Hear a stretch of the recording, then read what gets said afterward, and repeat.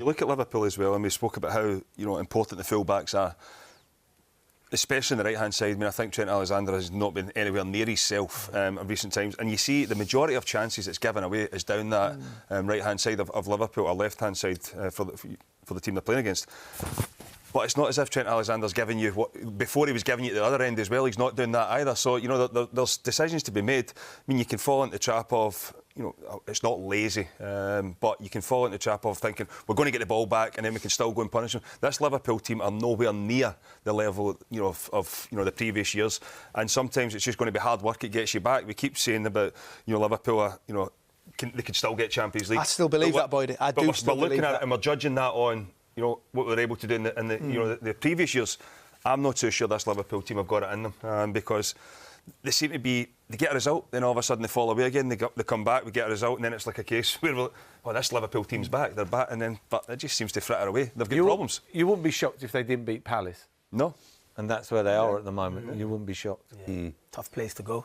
And if you looked at their games, I mean, after they've got Wolves, but then they've got Manchester United, Bournemouth away, then Real Madrid, then Fulham, then Manchester City away, Chelsea away, Arsenal at home. Wow. They've got that sort of... I mean, you can always look at the fixtures that teams have got. But Merce, if we looked ahead, how many players do they need to bring in your opinion, and at what sort of cost?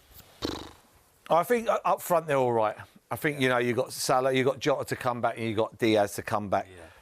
Yeah. Midfield, I would say 3 midfield players. 3. I don't think you can rely on the young kid. I think he will have to come in and out the team, even though he's a great prospect. But you look at Henderson, Firmino and Fabinho, and Thiago Silva.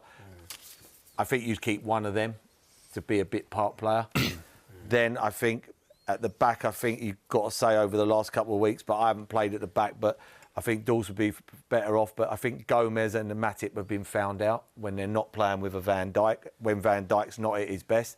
So you definitely need another top-draw centre-half. How you do, Merce? I think they have one in Konate. I just think he can't get fit at the moment. Well, I think but what I'm saying, that is a big problem. But I think when he's fit and firing, he is a top centre-half. I think we keep going back to it. And then the two full-backs are, they're good. They are. I know what Boyd is saying about Trent Alexander, but Trent Alexander for me is still one of the best passers of a ball in the Premier League, in my opinion. Oh yes, but they don't have control of the game to allow him to play the expansive. They don't close enough up front to win the ball so high up. Before they used to win the ball so high up that it'd be one pass and it'll be a goal. Yeah. Now teams just slide through them. It's like a knife through butter.